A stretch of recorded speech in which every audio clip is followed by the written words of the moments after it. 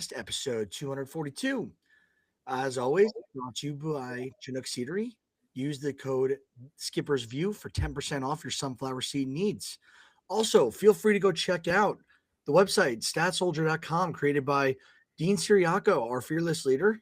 He has created a really cool website out there. You can do analytics, predictions, create your own stats, your own graphics. Really cool website. We're definitely pushing it. You've been seeing it a lot in our tweets recently. And he put a lot of hard work into it. So I'm going to help him spread the news, because this is one of his babies outside of the Skipper's View. Hagen, we're back to second episode this week. We were here on Tuesday. Last thing we were talking about was the World Baseball Classic. So I figured that's where we're going to pick it up and conclude this saga of the 2026 WBC. We're obviously a few days late, so everyone knows this. USA lost. Hagen, walk me through what your emotion was, because I was devastated. I think we both were, but walk me through, were you angry, disappointed with this team, and how the US has to run their baseball team going forward for the WBC in order to secure a championship at the next go around of this? I was obviously very disappointed because it's an event too, where it's like my friends who aren't even baseball fans, they all get together, they want to watch the games, they want to text me about the games, they're saying, "Hey, how's this going on? How's this going on? How's this guy doing all this?" So I like it too because it's people I know that aren't big baseball people are getting into it, and that's how you know it's a big event going on. And I've been hyping up this team for almost a year now, saying they're gonna have skins and Scooble, they're gonna have this team, it's gonna be the best baseball team ever assembled. If they don't win, it's a failure, and it was a failure. We said that before on last episode that if they do not win, it's gonna be a failure. So I was very upset about that game, the way it ended, especially too. I mean, their offense just did absolutely nothing. I know that Eduardo Rodriguez has great numbers against the offense there, but you let Eduardo Rodriguez, who's not a very good pitcher anymore, just carve your lineup there. And then the only bright spot of that game that I really felt that I was very ecstatic for was that Bryce Harper home run. And it sucks that that came. I mean, it was obviously a great moment, eighth inning there. But it sucks because that's going to be one of those home runs now that just kind of gets forgotten. People aren't going to talk about this. Like, yeah, right now people talk about it on how this is great home run. He put up there, he showed up there, finally showed up, made his big swing there. But in 10 years from now, people are going to say, "Oh, yeah, Venezuela beat US, they choked and all this." No one's really going to talk about that Bryce Harper home run in the eighth inning to tie the game up there.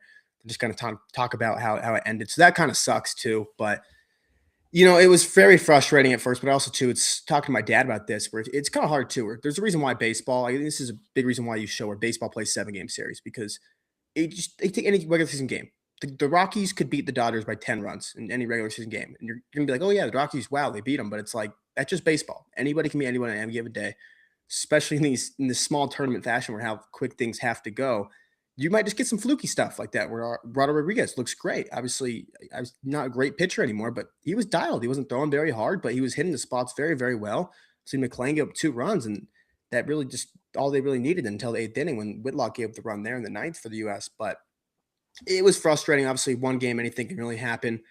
I think the U.S. probably gentleman sweeps that series. Maybe it's 6 games if you get 7 game series, but that is a WBC, and it makes it more important on those 1 game things. And the U.S. doesn't really get it done, which sucks. Got to wait another 4 years for that. Yeah. I did. I have so many thoughts on this, but looking back, I don't want to call out players who didn't play in the I'm just looking at it now, and it sucks because I don't want to be the excuse maker for why the US did not win this, because the team was plenty talented and had arguably more talent than any other roster besides maybe the Dominican Republic. That being said, the US has to realize that this is, and maybe they do realize it, maybe from a fan's perspective, it doesn't come off that way. But my interpretation of this is are our guys putting in the absolute best roster possible to go in and win this?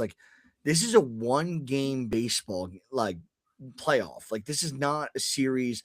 We need everyone, and obviously everyone needs to click at the same time too, because there are plenty of guys on this roster who went quiet during this. And people want to point at Aaron Judge. Sure, was Aaron Judge quiet? They stopped pitching to him, arguably in the what do you call it, the group stages. They really stopped honing in on him to give him any pitch to hit.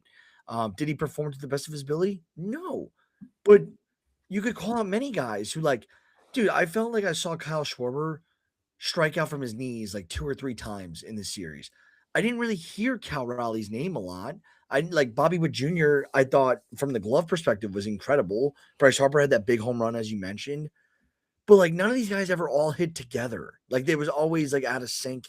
So that's one half of it. The other half of it was like we just need to get all of our guys in. And like I did a really quick scrub before this of guys who were not on the Team USA roster who are American born, at least from my quick research here. Like Garrett Crochet, he's a dog. And to my knowledge, Garrett Crochet, is he American? Yes, he's American. He's from Mississippi. I don't know the reason. Why is he not on this team? Yeah, and that's a pitcher that like the US lost Tarek Skubal. So that bumped up Paul Skeens a day, which ended up bumping up Nolan McLean a day. And this is a 23-year-old who we're sending out to verse a veteran. I just thought that was weird. And then if you keep going down the list of like American born players, Kyle Tucker did not play. Kyle Tucker is one of the best players in baseball. He's not injured either, right? He just signed his contract. So why is Kyle Tucker not playing? You keep going down the list, and the next best player, obviously, Corbin Carroll would have played had he not broken the hamate bone, and that would have been a major upgrade. But there are definitely top 30, and where's Mookie Betts from? He is from Nashville, Tennessee. Mookie Betts didn't play. Is Freddie Freeman Canadian or He's American? Canadian. So, okay, all right. You get the point, though. There's plenty of big names that did not play for this U.S. roster that, like, I'm looking at the other guys, and every one of these top 25 players in the MLB right now, they all played for their countries. Ketel Marte played. Ronald Acuna Jr. played. Like, Vladimir Guerrero Jr. played. Julio Rodriguez played. They all played for their teams. Why are our top, like, at least guys in the top 25, why are they not all playing for us? I guess Is that a selfish question to ask? I take a different approach to that because, in my opinion, this team already was the best team. Like, it just, yeah, you can say the team would have been a lot better, and then you could have almost felt like you could secured that. But I think I lean more on just like the guys, like you were saying, how you started that. They weren't really hitting at the right time. Like Bryce Harper, before that, he really did nothing. He was hitting in the 2 hole, doing absolutely nothing the entire tournament. Judge was pretty quiet the entire tournament. He was kind of been the fall guy. No one really talks about how Kyle Schwarber went over 4 or 3 strikeouts at the championship game. That wasn't really talked about much because everyone was talking about Aaron Judge and how he continues to choke in big moments. And yes, he does, but everyone was only blaming Aaron Judge like this. Cal Raleigh. I don't know if Cal Raleigh did one good thing offensively the entire tournament. Like, I can't remember one thing he did. The best hitter on the team was 21-year-old Roman Anthony. And I think at this time, too, it's just so hard because guys aren't really fully, they've had their 25 to 30 spring training at bats. So it's like they're still trying to get into the swing of things early on the season. We see like how many superstars, like Lindor, for example. Physical Lindor every year since he's been on the Mets. It takes him like a month to get going. And he's just not a very good player, hitting wise at least. And then he starts getting going and he gets in the MVP form again. I think a lot of these guys are just trying to get their timing down, still trying to get the rhythm going, get it perfectly in sync. And like this time of year, pitchers are just kind of ahead of hitters. I think that's kind of what we saw in that championship game too, is that the pitching just kind of dominated that game. And obviously there was guys on Venezuela, like Acuna always looked great the entire tournament. There's guys who were dialed already, but I just lean more on the players, not more why are this guy on the team? Why isn't this guy on the team? Especially like a Kyle Tucker thing too, where he had a little bit of an injury last year and then he signs the big deal. Like I think the Dodgers are an organization they've already shown, like, hey, you can go out and play for there. But I think they probably were saying we would rather have you stay with us and make sure you're healthy for the season instead of going out and playing there. But like even like Mookie Betts one, where like Mookie Betts, I think a big thing for him probably not playing. Obviously, he's on the last WBC team was probably like last year. He lost 15 pounds week 1 of the season. He was just fighting an uphill battle the entire season. So I think this year he was trying to like, hey, I'm healthy right now. I'm not going to lose 15 pounds from an illness right now, unless anything happens, knock on wood. But I think he's just like, I just want to be going fully healthy into the season. I don't want to have this and try to rush myself at all. Yeah. We can go all day why the U.S. did not win. They didn't win. Congratulations, Venezuela. Well earned, well deserved. That was a really exciting tournament. And I was going to call it out later in the episode. Might as well just do this stat now. The WBC final on Tuesday between the U.S. and Venezuela averaged 10.7 million domestic viewers. The U.S. Japan final back in 2023 averaged 5 million. So, and then in 2017, the U.S. Puerto Rico final drew 3 million. In other words, The final game viewership has grown 300% since 2017. And Bleacher Report had that stat. That's awesome for the game of baseball overall. I cannot complain about that. Love to see that. And who I think this WBC is going to get bigger and bigger as more and more teams and guys represent different nations who are here in the MLB. If not, other countries will eventually grow baseball leagues. Hopefully, fingers crossed. It will be good for the game we love. And I think there's two main reasons for that, like the growth there. I think like the first thing is that baseball is just kind of it's booming right now. Like I feel like we're seeing the biggest growth in baseball viewership probably since the steroids and the Bonds and McGuire, the Sosa, like back then when there was that kind of the renaissance of baseball back then. I feel like we're seeing the biggest like increase in viewership since then. I would just assume I don't have the numbers at the top of my head here. And then even too, my other takeaway too is that like baseball too, we have the best players playing this tournament now. Like we're talking about, yes, there's still guys that still we could top 25 players, top 20 players, we could still get in this tournament. But every WBC, if you just look back, more and more better players are playing in it. And it's not these guys where it's teams where it's just they have a couple major leaguers. I mean, we had like 4 or 5 teams, like Team Italy, like they weren't very highly ranked going into the tournament. That was a team of full major leaguers. They were all Italian Americans, yes, none of them were fully Italian, but it's all major league players. Another stat too. I mean, you said the 10.8 million viewers they had in the WBC final there. The average viewership of the NBA Finals last year was 10.2 million. The WBC had more viewers than the NBA Finals last year, which is very big for basketball, which has been the second biggest sport in America for a very long time now. And obviously, baseball's probably starting to pass it a little bit with NBA's their issues they're having right now, and just their viewership's just kind of been going downhill last few years.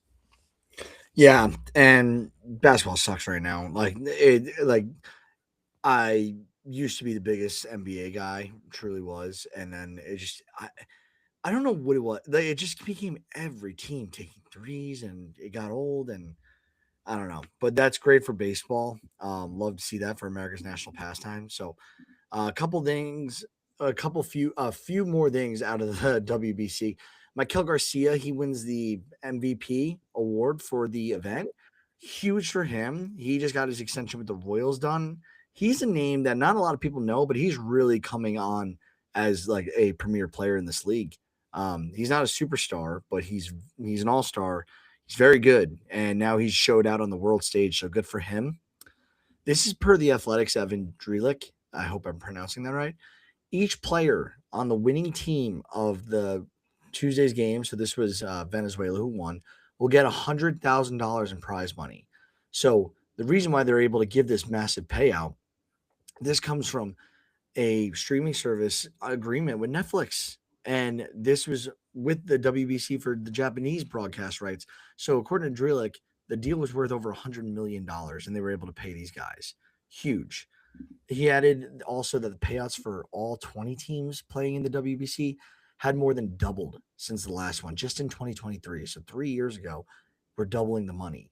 The payouts for the players are just half the total prize money, with the other half going to the respective team. The total haul each respective federation takes home depends on how far it advanced in the tournament. So, a lot of money in baseball right now. Bottom line, WBC, massive success for baseball.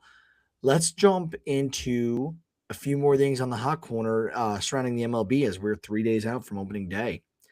This one I want your opinion on because this is intriguing to me. So Christopher Sanchez signed an extension with the Phillies. I think it was like a year ago. I didn't look into this too much, but they essentially ripped up that deal and he agreed to a brand new 6 years, $107 million deal with the Phillies. He was under contract through 2028 and had 20 million in guarantees. Now he's signed through 2032 and he has an option for 2033, a club option, and there's 107 million guaranteed. So he's being guaranteed almost 80, 90% more. Actually, no. Sorry. That's horrible math. He's almost 4 times of what he was guaranteed before he's getting now. We saw Luzardo now sign. Hey, what's Philly doing? Just securing their pitchers? You think that's really what's going on here? Yeah, this really comes down to because if you look at like his last contract, like we talked about, I believe last episode, like this year he was going to get 3.5. He's going to get $3.5 million. Then like next year it would have been 6.5, then 9.5, and then it was 2 club options at 15 and 16. And like 15 and 16, the highest is going to be 15 is you could argue $50 million underpaid for Christopher Sanchez for how good he is right now. Probably a top 5 pitcher in all of Major League Baseball, whether people know that or not. And I think what this is kind of more saying is you're basically getting 2 more years of Christopher Sanchez. Yeah, he's gonna be older on the back end too, but he's got a fastball changeup combo. It's not like he needs to throw 99. He's not one of those guys that needs insane velocity to be a very good pitcher in Major League Baseball. So I feel like it was more just Phillies saying, "Hey, we want 2 more years of you on the back end there," and they'll have the club option too on the back too. So if he does kind of fall off a little bit, they don't have to be tied to that $32 million, whatever it is. And then I think it's even too. I think it's more just my biggest takeaway is they're just kind of doing right by their own guys. They're saying, "Hey, man, you've meant a lot to our team, our organization. It's been a great success story in how we've developed you, and we just want to give you what you deserve here. We don't want to.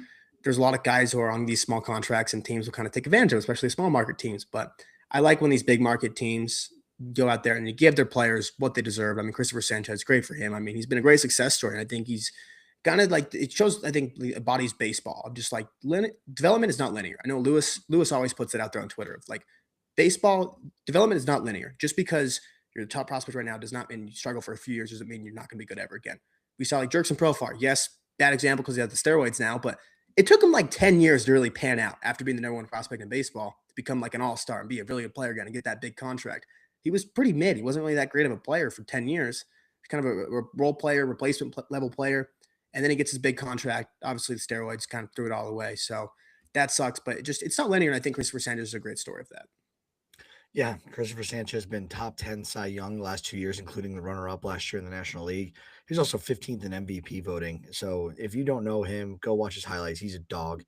Totally deserved this. I just thought it was interesting. Right before the season, and you just locked down Lazardo right before this, and we're talking about all the money they've been spending, the extension for Real Muto, they obviously Schwarber, Philly's spending, and it's interesting because they're just besides Lazardo and Sanchez, everyone else is kind of like older or like okay, this is really the last run with Philly.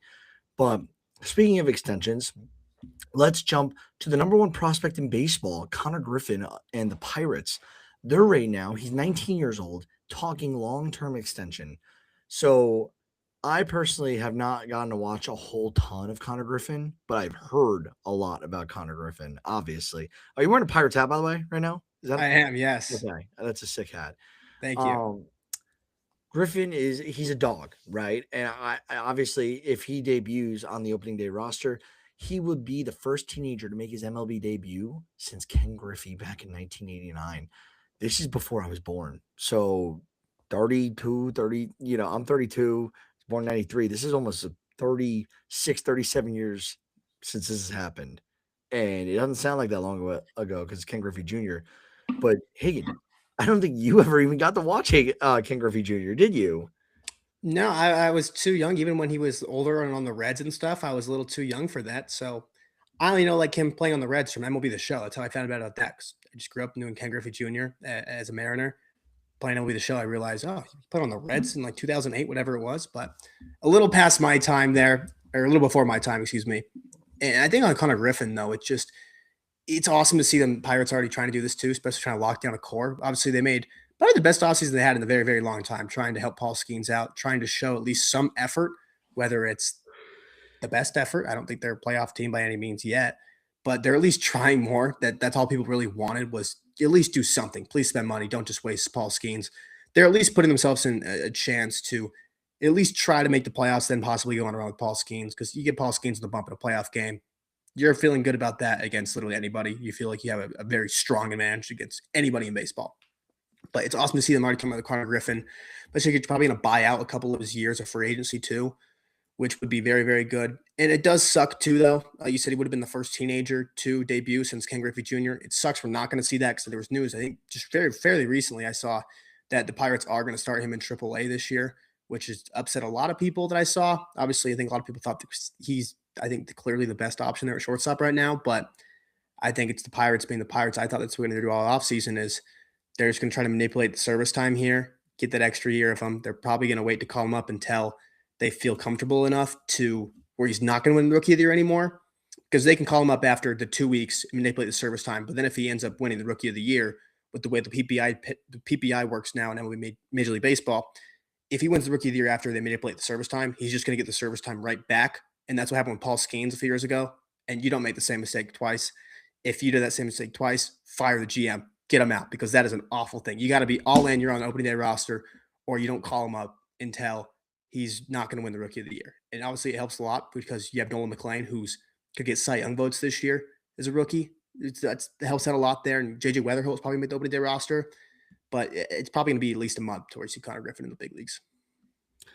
Yeah, the one big thing I'm taking away from this is if they get a deal done, they're just simply learning from their counterparts down in Los Angeles. And Paul Skeens, it's been, he hasn't said anything about leaving Pittsburgh, but obviously it's very well known that he's a winner. He wants to win. He just commented, like, his first quote after the WBC was, that I think a reporter asked him, and don't quote me exactly how he said it, but a reporter asked him, "How was your experience at the WBC?" And he's like, "Not good enough," because he was pissed that they lost. And there's a reason why he transferred out of Air Force. The guy he seems so military focused, like his background and everything. That's why he went to Air Force in the first place. And then he realized, I'm not going to win a World Series, like a college World Series here.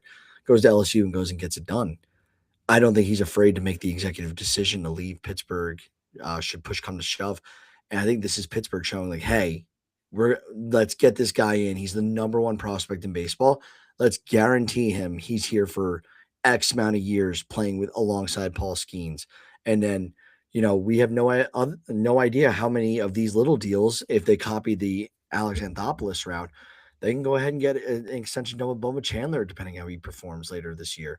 They could do the same thing with Braxton Ashcraft. There's plenty of young talent to, like, sell Paul Skeens on, like, we're gonna ride or die with you because we think you're that good. And, like, Paul Skeens overall, I can't say what Connor Griffin's gonna become. He's 19, but, like, Paul Skeens has already won a Cy Young award, and he's what, 24 years old, if that.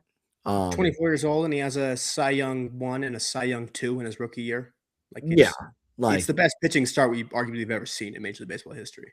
yeah. So I'm not saying Griffin's not gonna be better than Skeens at one point, but right now it's like Skeens is 100% the best player on the team, and it's gonna be really hard to top considering his start to his MLB career. So, would love to see that for Pittsburgh. Uh, let's talk about some news and notes going on in the league about people again making the opening day roster and people getting sent down to AAA because it's that time of the year. Jason Dominguez of the Yankees, the Martian, was sent down to AAA. And this kind of sucks. He had a really strong spring, Hagan. So he's 23 years old.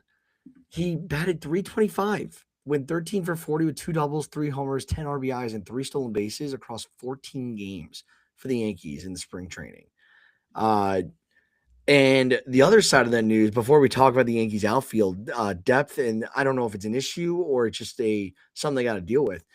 Randall Grichuk, who they just signed, is going to make the opening day roster. They're sending Oswaldo Cabrera down to the minors. So Grichuk makes the roster.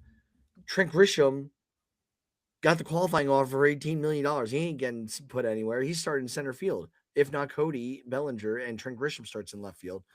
And then you have Aaron Judge who's playing right field. And even with Grichuk, if he's batting well, or if he's supposedly just going to be a platoon guy, you still got to deal with Giancarlo Stanton. So, and then Spencer Jones is lingering in the back of my head here. So it's like, what do the Yankees do? Like, what would you do? Would you trade one of these prospects, or would you just wait to, like, for one of them to blossom and then call them up and kind of go from there to kind of maybe move one of the veteran bats who have, and all of them now, we know Judge, Stanton, Trent Grisham, and Cody Bellinger. I don't know all the opt outs on all four of them. And obviously, they're never trading Aaron Judge. But you know what I mean? They're all owed a lot of money. There's none of them who aren't owed a lot of money. Yeah, it's kind of hard too, especially because like you have such a good outfield. You could argue probably one of the best. You could argue honestly the best outfield in all of Major League Baseball. Probably from a WAR perspective, it will be because you have Aaron Judge there right now. But like Judge and Bellinger, like those guys are long term signed. Those are your corner outfielders for the next whatever 7 years, whatever it is, however the contracts are. But like Grisham, the qualifying offer, I think that one they just didn't expect him to re-sign that, and that kind of it's kind of made it a hard situation in the first place. And they needed Bellinger to bring him back. So you have him. Obviously, he's only be here for 1 year. I don't think they'll re-sign him long term. So I don't think you trade any of the Dominguez or Spencer Jones just because you have a spot opening up next year. And the year after that, you'll have a spot opening up with Giancarlo Stanton's contract coming to an end too. But it's just more just like my way I look at this is the roster construction where I'm not saying it's like a bad by any means. It's just I don't think they thought Giancarlo Stanton was going to become he couldn't run and he's not going to play at all when they traded for him, whatever 8 years ago, whatever it was. But it just sucks when you have a guy who's still a really good hitter too. Like Giancarlo Stanton, when he plays, he's still a very very good hitter in Major League Baseball. The issue is when he's not on the field, but when he still plays, he's there. He clogs up the DH spot. You can't play anyone else the DH. And already like we talked, that's why Ben Rice, who's an awful catcher, he has to catch 40 games this year, whatever it is, he's going to catch just because you need his bat in the lineup. Because you could argue he's the second best hitter on the team right now, Ben Rice, even for how young he is. And so you kind of have like just a clog right now. So the way I viewed this was more of just like Jason Dominguez doesn't have that many at bats. They've kind of screwed him over the last 2 years. They haven't given him any consistent playing time, and he still has more development to do at the major league level. So I just viewed this as more of we're going to send you down to AAA. We just want you to get consistent at bats every single day. Just make sure you're developing too, working on some things you need to work on there. Defense is probably a big thing too. They want him to work on a little bit too because he's had some struggles there last couple of years there. So I think it's more just, hey man, injury happens. You're going to come right up. You're already on the 40-man roster. We can call you back up. He still has two options left. He'll have one after this year, but after that, Spencer Jones obviously too, another guy too they could call up at any point, like you said too. But I think it was more just them saying, "Hey, man, we just want consistent at bats." And then you get like a Randall Grichuk, you bring him in instead, who that guy can crush left-handed pitching. It's a great bat to have off the bench late in the games. If there's a lefty on the mound and you need to get out a day off, it is him too. So I like that better there. I think Grichuk's kind of the better fifth outfielder, fourth outfielder, whatever you want to call it, whatever you want to call it there, just because hey, he's gonna be great off the bench too. He's still a very good player. I know he had a down year last year, but cheap contracts too. It's not like you're tied to a full financial constraint where Jason Dominguez is looking phenomenal. I think they're going to say, "Hey, we have the at bats for you. We will cut ties with Randall Grichuk and bring you back up." Dean Kramer for Baltimore is the odd man out of the rotation. So the O's send him to the minors. They're going to roll with Trevor Rogers, Kyle Bradish, Shane Baz, Chris Bassett, and Zach Eflin. Do you think that they should have went 6-man rotation? Are you surprised Dean Kramer didn't get in over any of those 5 guys? This was like a very hot, like talked about subject for the last few weeks that the O's had added to the pitching staff and who they're going to roll with. I thought they were going to run 6-man, honestly, especially once you added Bassett. Like when they added Bassett, I thought it was a for sure thing they were going to run the 6-man rotation. I really don't care much about Cal Bradish getting, or not Cal Bradish, excuse me, Dean Kramer getting sent down to AAA. I don't think he's that good of a pitcher in the first place. I don't think he's that good of a 5, honestly, too. I'm just not really a Dean Kramer type of guy. Obviously, he can be a major league pitcher. I just don't think he's very quality. So it doesn't bother me as much at all. And obviously, too, they just add to the depth because they have some solid, they have major league level pitchers down there in AAA now. All right. I thought I was going to get more out of you on that one, but that's fine. No, because I tend to agree. So another AL East pitching situation. Trey Savage, he's going to open the season on the IL with shoulder impingement. The Phillies, they have interesting news. This is kind of one where we all saw it coming just due to the uncertainty of Zach Wheeler. Andrew Painter, he is a top 30 prospect according to MLB Pipeline. He's going to make the Phillies opening day roster, and his MLB debut is set for March 31st. Excited to see that because I have him rostered in multiple dynasty leagues. Washington's Dylan Cruz. So Paul Skeen's old teammate, he was the number 2 pick back in the 2023 draft. He's optioned AAA. Cruz, he slashed 103, 206, 103 with a 309 OPS in his first 12 Grapefruit League games. Hagen, are we starting to get concerned about Dylan Cruz and being potentially a bust pick, or is it still too early? I think it's way too early, in my opinion, to say that. I can see why people are obviously saying that. Obviously, it's been because we forget too, like at the time of the draft, you talk about how Paul Skeens is like his generational talent. He was one of the best pitching prospects we've ever seen. It wasn't a sure thing that Paul Skeens should be the number 1 pick. There was a true debate on should it be Dylan Cruz or Paul Skeens the number 1 pick. Like that's how good this guy is, how talented this guy is. Like I think a lot of people forget that it wasn't just Skeens is the number 1 pick. Like it was looking like Cruz for most of the year was going to be the number 1 pick, and then ended up being Paul Skeens. But I think this is more just the Nationals saying we just want to get you right, go get your confidence back, whatever you need to do on. There's obviously clear things he needs to work on. Take him there. Obviously, in the Nationals lineup right now, too, it's kind of like there's not that many guys around him, too. So, like, if you can kind of attack guys whoever you want. Like, you don't have to be like, oh, we have to pitch this guy. We have to do this. Like, you don't have to pitch Dylan Cruz by any means. It's not like you have to pitch around guys. James Wood, like we saw last year, it's the reason why I think he struggled is because he was crushing it. And they said, we don't have to pitch to anybody else in this lineup. Let's just pitch around James Cruz or James Wood. No one else worries us here.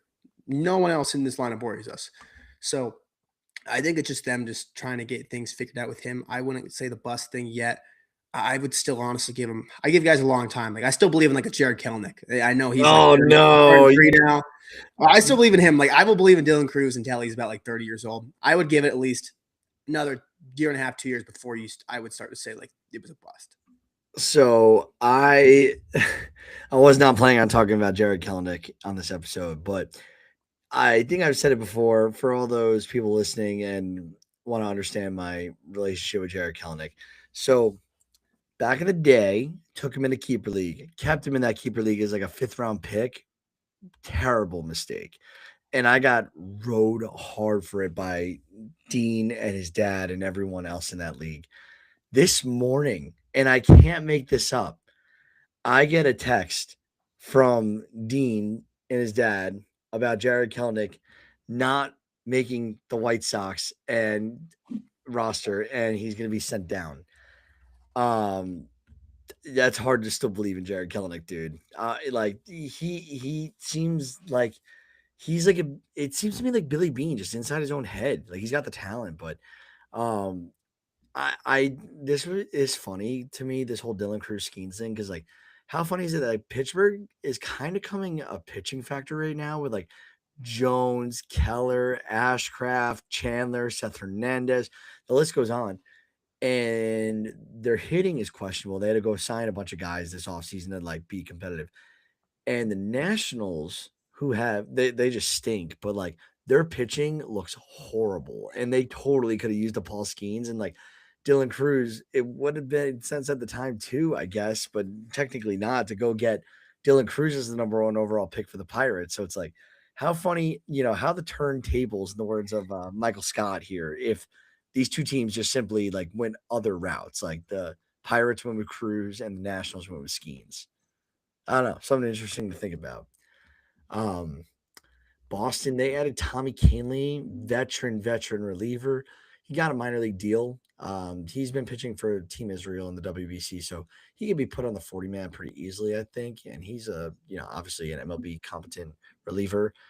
We mentioned last episode, but they just signed Danny Colom as well. The Red Sox. The Red Sox are really trying to bolster that bullpen right now.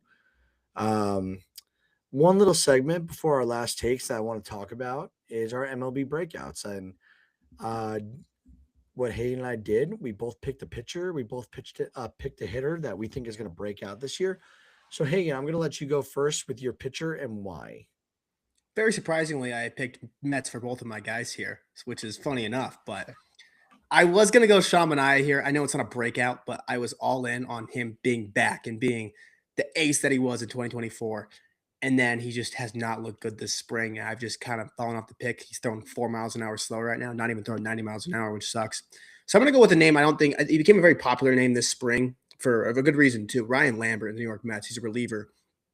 He's going to start in probably AAA this year, but he's going to be a big part of this Mets bullpen come August, September. I mean, you could almost view him as a trade acquisition. This guy is very, very good. I feel very confident this guy is going to become the Mets' long-term closer. He's going to be there at high leverage very, very soon. If you do not know who Ryan Lambert is, electric fastball. He's going to go over to the big leagues. He's going to have probably a top 20 fastball right away. Deadly slider off of it too. Great reliever, great reliever. This dude throws absolute flames. He's got that psycho in like the closer relievers that you need. Just he's got that psycho in him on those guys that you like there. He's gonna be a great thing for the Mets this year. He's gonna develop a little bit, but when the Mets see a high leverage arm, he's gonna come up, and I feel like he's one of those guys that can come up and immediately serve a seventh inning, eighth inning role for the Mets and succeed very likely in that. Got you on mute. Sorry, I said I like it. A little bias, but appreciate that. My pitcher breakout. I'm going with a guy in the same division, but not on the Mets. I'm going with Yuri Perez. Over his final 79 and a third innings last year, he had a 3.86 ERA, and he had a dominant .96 whip. He struck out 91 batters in that time and only walked 22. So we keep talking about Peter Bendix, how we think he's really going to get this team up to a playoff team at some point. And everywhere I'm reading, it's like bold predictions. Marlins make the playoffs, or, Marlins do this, Marlins do that. Yuri Perez, he's young, he's talented. He showed us that he could do this. And I think he could do replicate it all season long. I think he's gonna be the breakout for the NL East in their arms this year. Let's talk about your hitter. It's not really a breakout. I'm going to call this one a breakout because he has not been good. Oh my! You picked another Met, dude. You love your Mets. I don't. I love my Mets. This one is I would have picked him no matter where he went. I would have picked him here. Luis Robert Jr. I have been all in on this guy on a bounce back since like the start of last year. I was in on him being my bounce back, and I call it a breakout because this guy has been an awful baseball player for 2 years now. He went from an MVP talent to an awful baseball player. I am so bought in on him leaving the White Sox, leaving a place that you show up to work for 2 years straight. We figured this guy was on one of the worst teams in baseball history. He shows up to work for 2 years every single day, expecting to lose. He was not bought in. You can question the character a little bit. I can see that a little bit, but he wasn't bought in. He was on an awful team. He was the only one that people had to pitch around on that team for 2 years.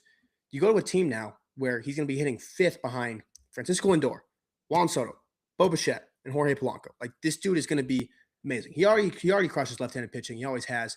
I'm so ready for him. He's healthy right now too. The Mets held him. They've been very careful with him. It's almost like the Ferrari, I guess, is the way they describe him is. There's a lot of good things coming out in camp. They're being very careful with him. They didn't let him play in spring training games for the first 2.5 weeks because they're like, hey, man, we need you to build some strength in your lower half. We need you to stay stronger here. We need you for a full 162. And I'm just so bought in on him. He is my non-biased. I know he was the Mets and the Phillies were kind of the two teams looking to get him. If he was a Philly, he would still be my number one. Like I am all in on this guy. I'm a huge LRJ fan, and I think he still has the MVP potential in him. And I feel like we're going to see some of that this year. I I have to.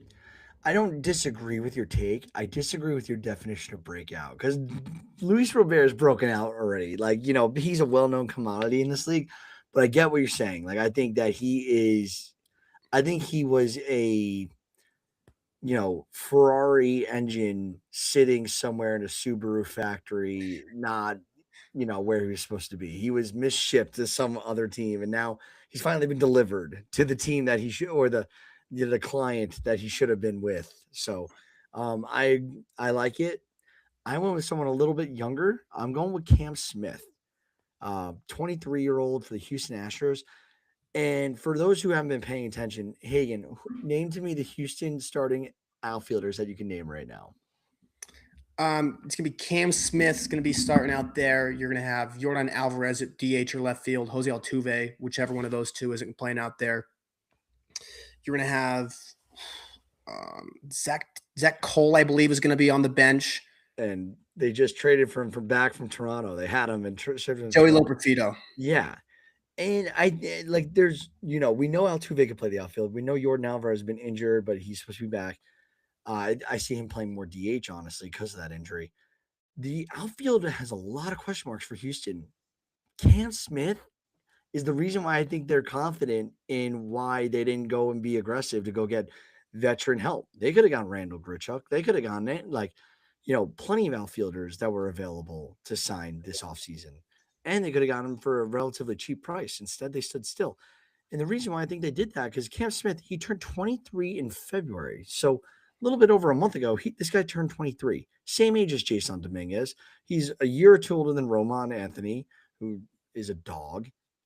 He's super young. He was 8 for 9 on the base pass last year, stealing bases. Didn't play a full season of games. And on top of that, he put up a 1.9 B WAR. And I think that Cam Smith is going to turn some heads this year. I think that he's like their secret weapon that we don't know about, even though we do. But I'm talking about like on a national perspective, like Cam Smith is very under the radar. I think he's going to be incredible. So I'm going to go with Cam Smith as my breakout for the Houston Astros. And I really like that pick too, especially because it's like this. He almost hides in that Houston team. Like he kind of hides in there with all the big names that they have there, especially the infield. They have a loaded infield right now, and then some good outfielders too. Altuve and Jordan Alvarez, who's when he's healthy, Jordan Alvarez is probably one of 3 guys in the entire world you would not want to face with the game on the line. Like he's just terrifying. It's scary. He might be the scariest man in the box besides Ohtani or Judge. I mean, he probably is. I mean, it's probably goes Ohtani, Judge, and then it's I think probably a little bit down, and then it's Soto and Jordan. I think pissed off Bryce Harper. Yeah. But yeah, you got Christian Walker in this lineup. Isaac Paredes is in this lineup. They got Jeremy Pena. Like Cam Smith, the other side of this, what I thought was a benefit, this guy does not have a lot of stress. Like, besides keeping his job, there's not a lot of stress to perform like incredibly. Like, look at Jason Dominguez. Same age. I hate to bring it back to the Yankees. I know people are like looking at my Yankee happy, like this asshole. Jason Dominguez has had the weight of the world put on his shoulders since he's been 16 years old. Cam Smith is like cakewalked all the way up to 22 years old, where like we just started to learn his name. Think about that. The pressure to perform is just not as great. And I think with the lack of pressure, this guy is going to flourish because he's an awesome baseball player, and he's a very talented hitter. So that's my pick. Let's talk about some last takes. And I did see a article from Bleacher Report regarding the top earners for the MLB in 2026. Did you see this article by Paul Kasabian? I did not see the article, but I did see the numbers on the top earners and everything. So, just so people understand this deferment and what the craziness about Shohei Ohtani money is, Shohei Ohtani next year is going to make $127 million. Only two of that 127 is coming from his contract. The other 125 is coming from endorsements and sponsors. Let that sink in. $125 million from sponsors and endorsements in 1 year. And this guy's going to be making, I think, 20 some odd million a year after 20, like for the next 20 years after his baseball career is done, just from his It's contract with the more than Dodgers. that. It's going to be the 10 years after his contract is over. He's going to get $68 million a year. What do you even do with that type of money every year? Like, buy a new island every year and make a new golf course and You have an interpreter gambler. That's what I think you do. oh yeah, that's right. But even But so, I think just to kind of show how crazy that how much money that is. Like obviously, I think sometimes in baseball, like I just think of like there's so many big money contracts and all this money. You kind of just get you don't really think about it. Like you almost get immune to like how much money that is. Like Shohei Ohtani, he's going to become the fourth athlete in the history of the world to make $100 million or more in sponsorships in a single year, joining Steph Curry, Roger Federer, and Tiger Woods. That's the list. I'm surprised Messi and Cristiano Ronaldo are not on those lists. I was like that and LeBron maybe too. Like I was surprised. Yeah. But it just No, shows how elite company this is to be having $100 million in sponsorship. I can't believe Steph Curry's getting that and LeBron's not, actually. But nevertheless, some other guys on this list, I'm just going to run through the top 10. Cody Bellinger is the second highest earner in baseball now. He's going to make $55 million from his salary and another $2.5 million from endorsements. Kyle Tucker, $56.5 million total. You get $1.5 million from endorsements. The one thing I thought this was weird, Aaron Judge is fifth on this list, so he's behind Bellinger now. $49 million, 40 in salary, 9 in endorsements. So after Otani with the 125, the next highest on this entire list of the top 15 guys making money is Aaron Judge and Bryce Harper. They're both making about 9 million in from endorsements. So no one is even making more than 10 million in endorsements besides Otani in baseball right now. Interesting stuff. Go check it out. It's a really good article. That's Bleacher Report. Paul Kasabian, spelled Kasabian. Go read his article. It's good stuff. We talked about the WBC. So our last thing before we close out, let's talk about our last division and its rotational rankings. I think we're pretty similar on a lot of these. So we're talking about the AL West today.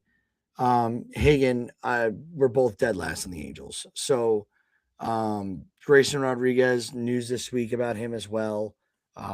Did you see that? Where I think he might be banged up a little bit. Yeah, What? Mike Elias might be he might be smart after all for Yeah. trading him. So poor Grayson Rodriguez, Ferrari engine with Subaru tires, and the Angels, I think, made a bad deal. It looks like we don't know yet, but it looks like it's the beginning of the end for this. And the Angels, their rotation, it's just not impressive. Who's the best starter in the Angels rotation right now, in your opinion? Reed Detmers is going to be the best. That's why I would say he's probably going to be the best this year. But like that's also a guy last year was pitching in the bullpen for the majority of the year. It's a It's sad because the Angels are in Los Angeles. It kind of sucks that like they're in the same city as the Dodgers, and they are like at least the Mets and the Yankees, they're like not winning together right now. Like the Angels are so the little brother. It's not even funny. It's like one brother is the Heisman Trophy winner, and the other brother got like a C plus in geometry class. Like that's the difference between the Angels and the Dodgers right now. I don't know, at least from my opinion. Let's talk about the Athletics. The One of them is next, the most incompetent organization in sports. The other one's probably the best organization in sports. I mean, it's probably the biggest like little brother, big brother that I put my have in sports right now. it's it's for sure up there. Let's talk about the fourth. We both have the Athletics as four. Luis Severino's the ace in the staff. Are you at all concerned about the Athletics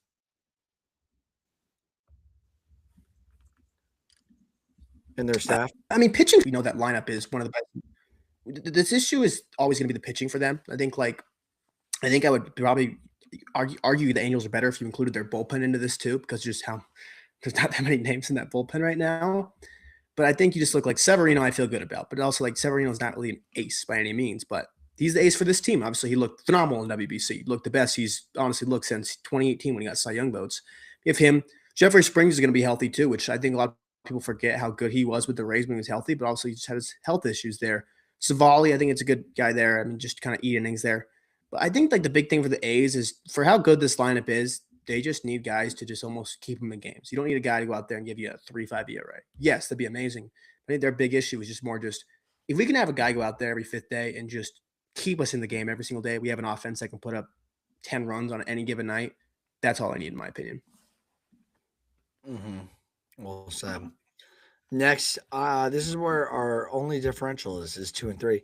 You have Houston as your number three. I have the Texas Rangers. So, do you want to make a case against the Houston? I'll make a case against the Rangers. Yeah, this one was, I feel like it was more just I was just really buying into the Rangers maybe a little too strongly here, just maybe a slight bias there. But I think, like, obviously the Astros, you have a top 10 pitcher in baseball and Hunter Brown, which is great.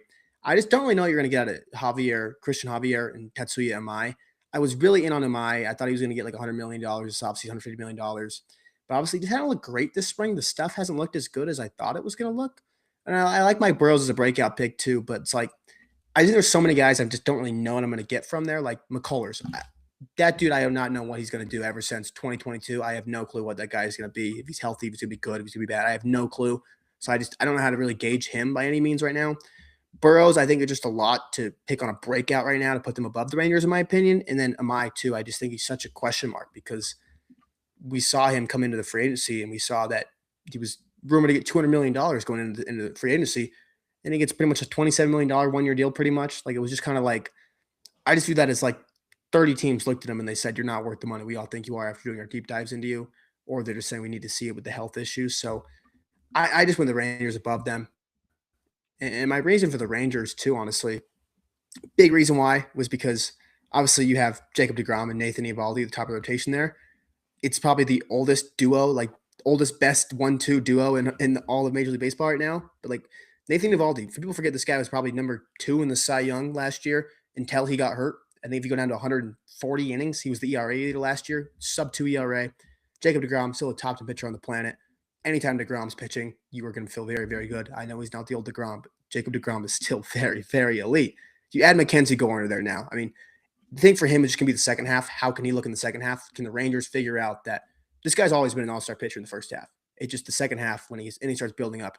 What is his issue? I just think, and I think the Rangers they find something in there. I don't think you go target a guy like Mackenzie Gore if you don't have a fix for it, and you think why you can change that and maybe a different result going forward there too. Then in the background too, you're gonna like Jack Leiter too. You're gonna have him there as a 4, and then the 5 is probably gonna be a little more of a revolving door there. Maybe Kumar Rocker at some point this year. I don't really know. He just seems very he seems to be looking very good. Then he doesn't look very bad, but I just really like the 1, 2, and 3 right now for Texas, and obviously the Grom's on the team.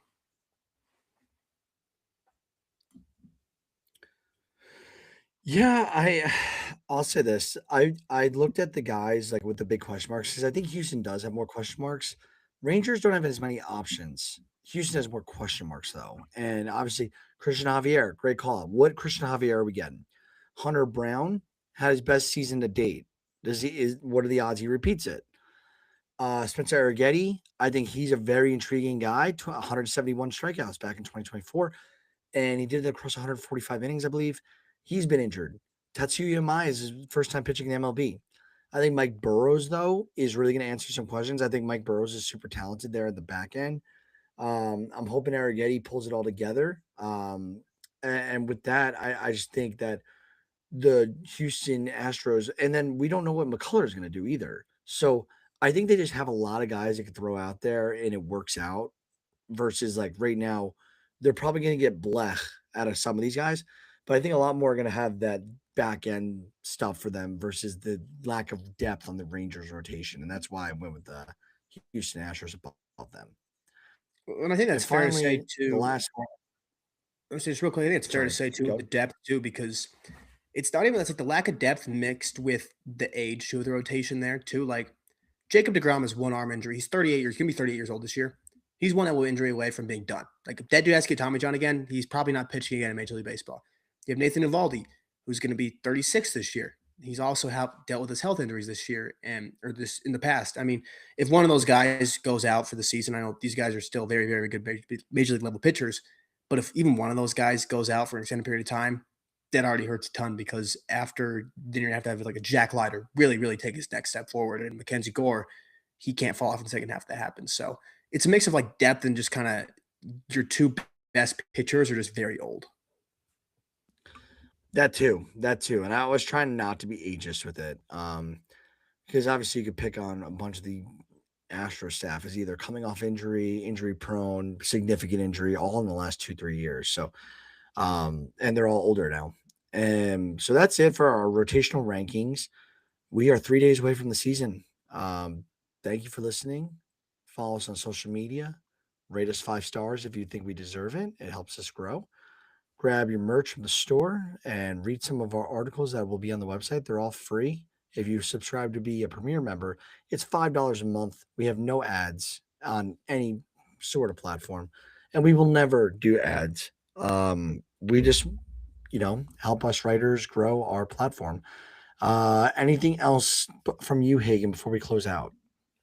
Just excited. We got baseball here this week. Obviously, we have. I kind of like the inaugural game they're doing this year. With it's kind of a weird matchup with the Yankees Giants, but I really love the idea of having kind of a one big game the day before opening day, and then having that. I really love the idea of that. I think it's something they should do going forward. But I'm very excited for baseball to be back. It kind of felt like the World Series just ended. We were talking about the World Series Game 7. Like I mean, that felt like it was just a month ago. It felt like honestly, but very, very excited to have meaningful baseball back this week. I'm very excited to be locked in on the Mets, Major League Baseball, see how guys are looking on new teams.